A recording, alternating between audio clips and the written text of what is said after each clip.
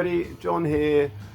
This is going to be part 7 of my series that I've been doing for the past few months now, called My Hard Rock Records. I've done the spiel many times. I'll do the spiel again one more time just so that anyone new to this knows what I'm doing. So 10 years ago, I separated my heavy metal records out from my main collection because I wasn't really listening to them very much, and I put them upstairs in my loft where they are now. And some bands in my collection I felt kind of straddled hard rock and heavy metal, and so they didn't go up in the loft, and I kept them down here in my shelves.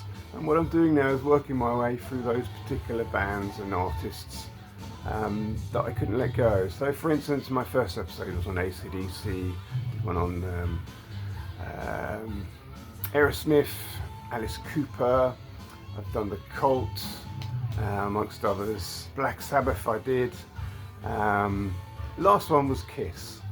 And this band I'm going to do now is possibly one of my favourite bands, and while I'm doing that I'm going to be playing this album.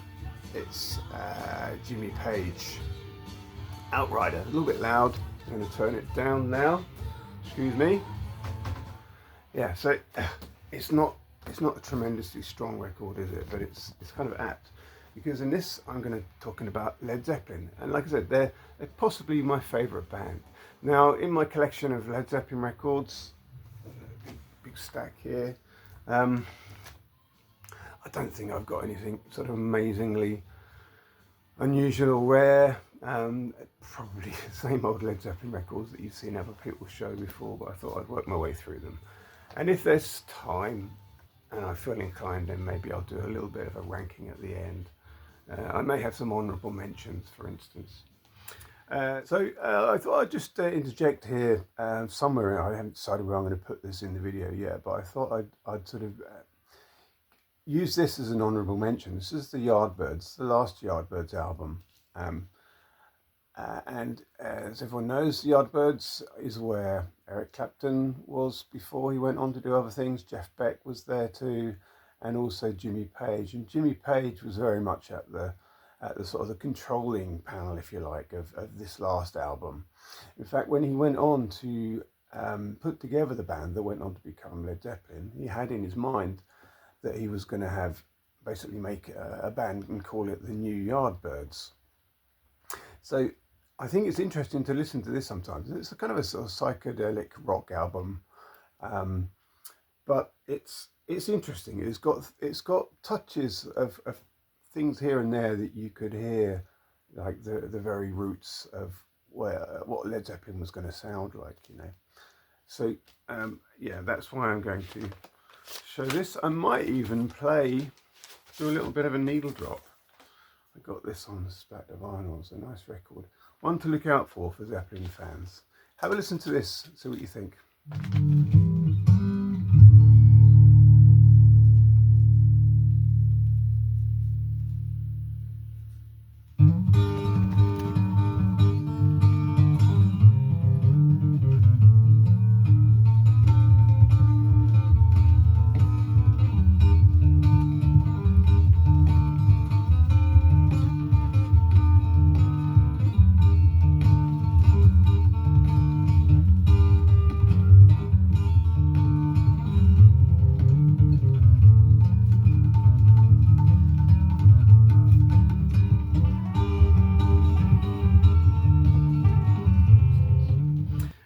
So this, first of all, is the first Led Zeppelin album that I've got.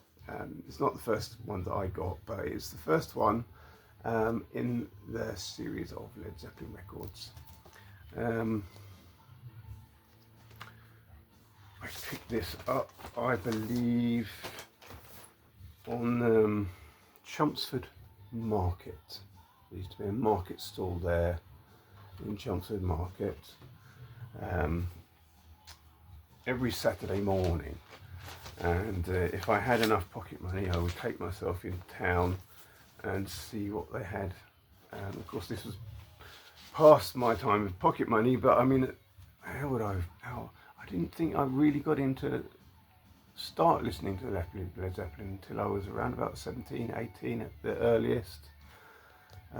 This one is one that I picked up at Chelmsford Market. There you go, the first one. I really like it.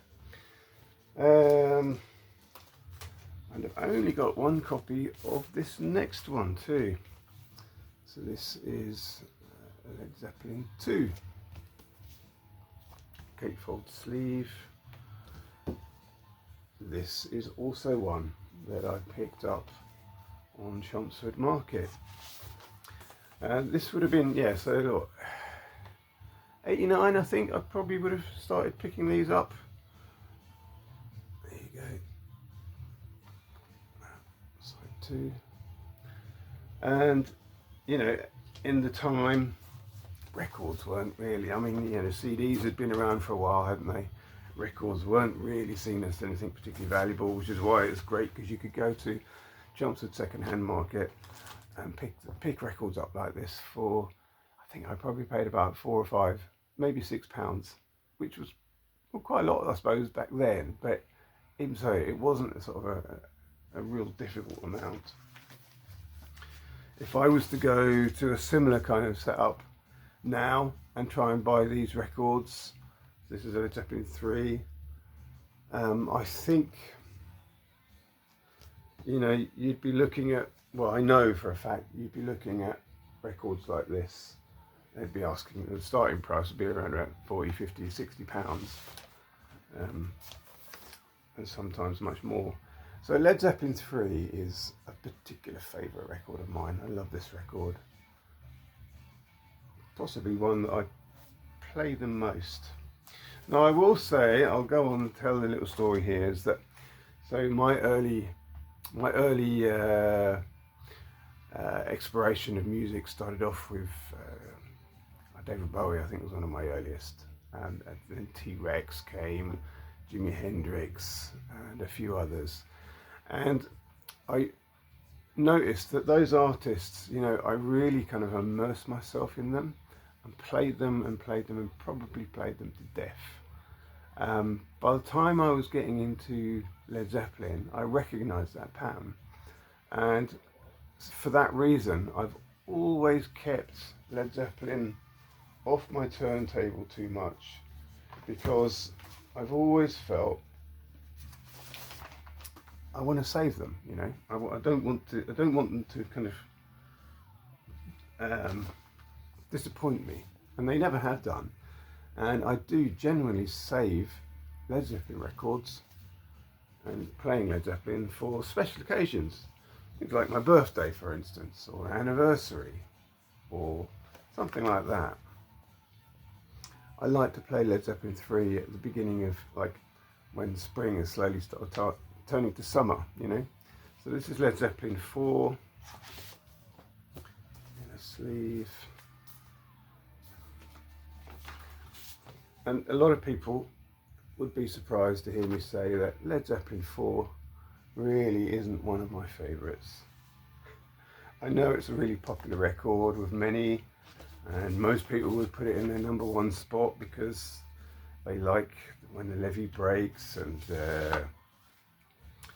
Stairway to Heaven and that sort of thing, but I don't. I've never really enjoyed this record very much. It's got some great tracks on it, don't get me wrong, but it's the one I probably played the least. Led Zeppelin 4. What came next? I think it would have been Houses of the Holy. Houses of the Holy was my entry point to Led Zeppelin. I've got a couple of copies of this. Let's see if I can determine which one was my first. I think it may have been this one.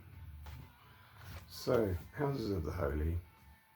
This is my first record, and this came, if you saw my video where I show my Black Sabbath albums, I speak about, there was a certain gentleman friend of my sister who had a box of records, and he left fairly abruptly, and his records stayed, and I kind of plummeted them because, you know, I was exploring music, and he had this big box of incredible 70s rock music. And this one came out of that. And I remember bringing it home. Somebody at school had told me, "Oh yeah, you got to listen to Led Zeppelin because." And this is when I was at art college, like a foundation course. They said you got to listen to Led Zeppelin because they're a big influence on the Cult, and the Cult were really big when I was a student. And I got this home and I listened to it, and I thought, I can't hear the Cult. I really can't. But I persevered and played it and played and played. I now understand what the person was talking about. It was like the earlier Zeppelin records, big influence on the Cult. This obviously came after that period, but because I persevered with this, I've really come to love it. This is my greatest love of Led Zeppelin. I play this on my birthday, and not much outside of that. Fantastic album. Have I shown the record?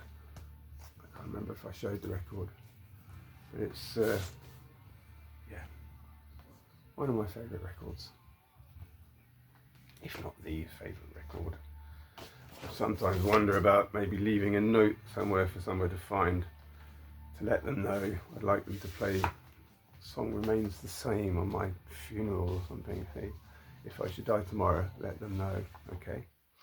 So next, I believe, again, I've got a couple of copies of this. I don't know which is my original one. Possibly this one. Physical Graffiti. I mean, what an incredible album this is. Such an important record. Fantastic album. All the inner sleeves. I love this record. I mean, what's not to like about it? Sometimes I hear people say, that it's over bloated, that it could be cut back to be a much better single album and that sort of stuff. But I totally disagree. I think for me this is an incredible record. I mean, there are some incredible double albums out there, whether it be the White album, whether it be Exile on Main Street, or I mean, there are loads of them, aren't there? This one I think is up there with the best of double albums, and so that's Physical Graffiti. Fantastic record. Hi everybody, sorry about that. My family burst in and I had to stop and wait for them to do their business, and then I could resume my Led Zeppelin video. So I've got presents. I've got 2 copies of this. Now this was my original copy that I had, that I picked up when I did. It's on the Swan Song, as you'd expect. And I've never really taken to it. Now and again I see people on YouTube talking up presents, and it just doesn't, I don't think the songs are quite as strong. The songs are fairly, for me, they're just not as good as the songs that you hear on other albums. I'm sorry, it's just the case. So this is another copy of this I've got. It's the gatefold sleeve that I've got here. There you go. I like some of it, and on a good day I could probably listen through it and get a fair amount of enjoyment. I mean, there are some great tracks on it, don't get me wrong, but I think there are also some quite mediocre tracks. I often ask myself, would I say that if some of these tracks on here that I think are a bit mediocre, if they had been done by a different band, would I say that? The answer is probably no. I probably wouldn't, because I think by anyone else's standards, the mediocre tracks on this album are probably pretty good by anyone else's standards. But that's how much I like Led Zeppelin. And here I've got the final studio album. I think, which is this is my original copy. I don't have the brown bag. I never had. I look quite enviously at people's brown bag copies and think, oh, I'd like to get one of those, but you'd probably pay through the nose for it now, wouldn't you? There you go. So that's In Through the Outdoor, my first copy. And then this is a second copy that I have. I haven't had this one very long. And yeah, similar inner sleeve. This one's got a glossy cover. Yeah, on Swan Song 2. I think I remember seeing John Heaton showing in a video his collection of this album, because there are varying different angles. It's the same photo shoot, but taken from different parts of the room. Okay, back again. Next day.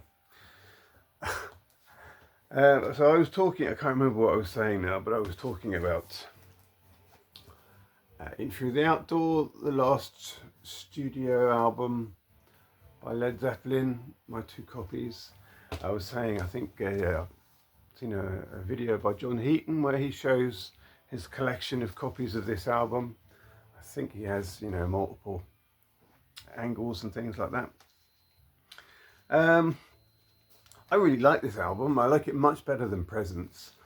Yeah, there are 1 or 2 sort of naff tracks on here, but otherwise they've got some really good tracks. And the playing is incredible. Yeah, what can I say? Yeah, it's a really good record. I like this one a lot. And so that takes us to, in that case, looking at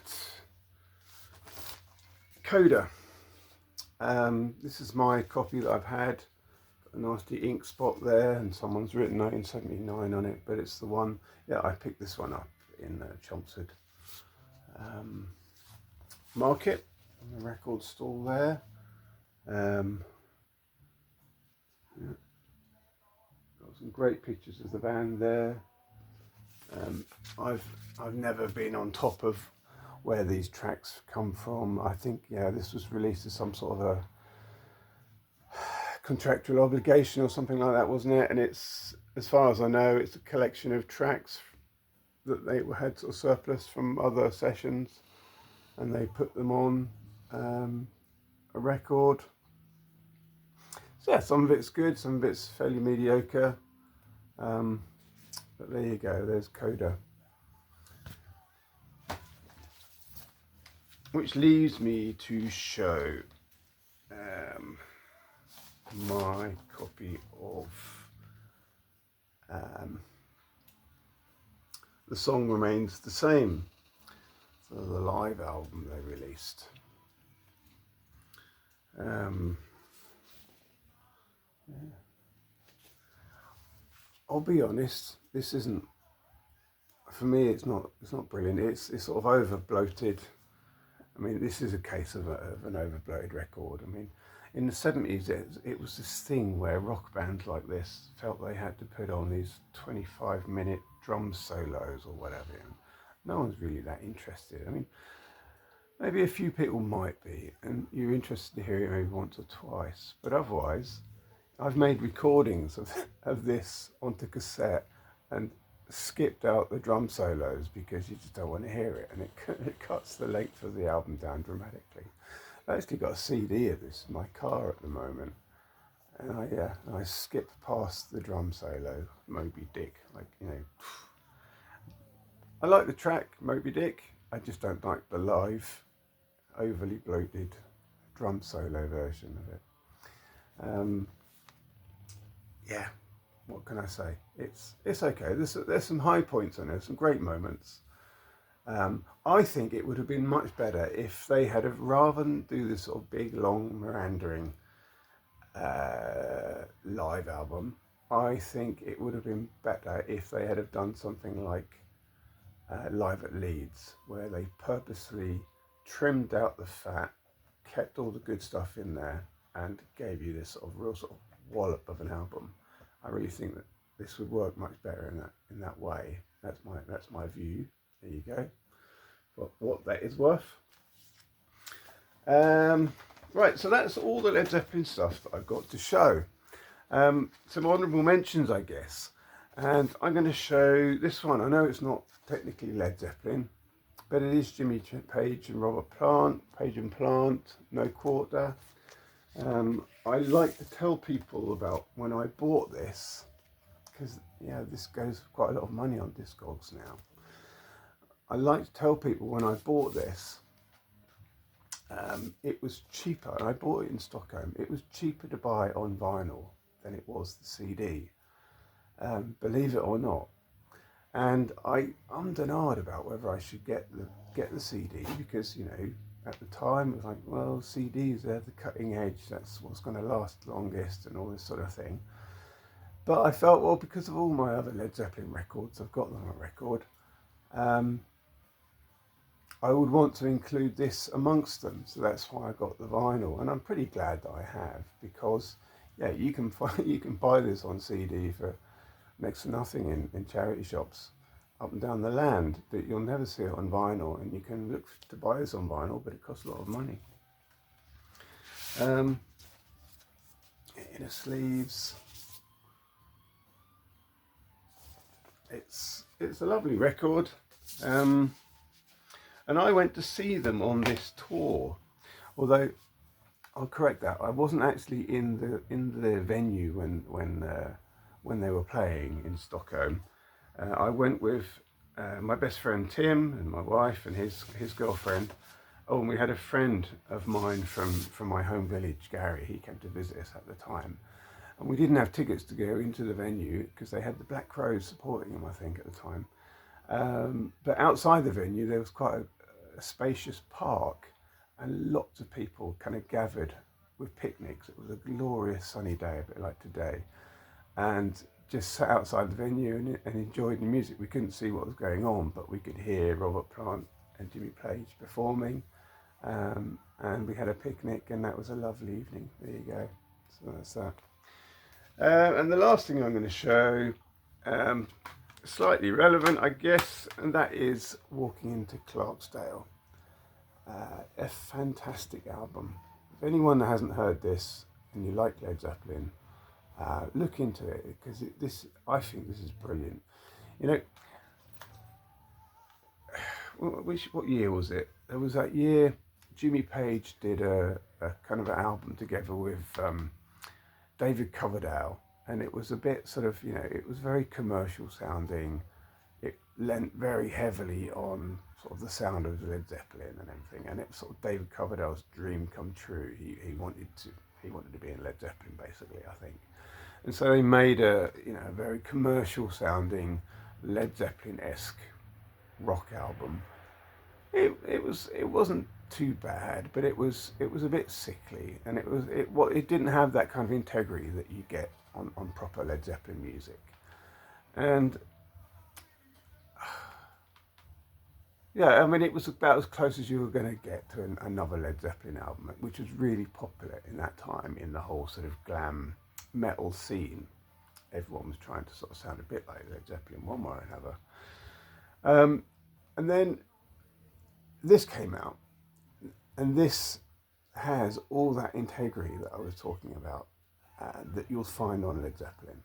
It doesn't sound so much like Led Zeppelin, other than that it's got Jimmy Page and Robert Plant on it performing, and the songs are really, really good, and it's a mature sounding album. Now, if you wanted to buy this on vinyl, it cost you a fortune, and I don't know for the life of me why they just don't re-release it on vinyl, because I'm sure there's a huge market out there. I would snap this up on vinyl if I could get it for less than 50 quid. But you can't. I mean, it goes for a fortune. The few vinyl copies there are, why don't they just reissue it? You know, I think a lot of us would really love to have this. It's a brilliant album, and in all but name, I think is part of the sort of the Led Zeppelin legacy. There's another album that I've got. I don't have it right here, but it's John Paul Jones' solo album. I'll put a window here of that. That's quite good. Not quite as good as this, but I've often thought it would be interesting to compile some tracks from this and some tracks from John Paul Jones' album and see how that would sound as if it was like a long lost Led Zeppelin album. Anyway, so there you go. So there's my Led Zeppelin albums. I did say I might do a ranking at the end. I don't like doing rankings, but I will put it together and I'll see if I can do it in about 2 or 3 minutes. Okay, so here we go. My countdown, or my ranking of the Led Zeppelin studio albums. I'm not going to include Coda because I don't really think that as being a studio album. It's more of a compilation. And remember, this is my sort of my view based on what I like to play best.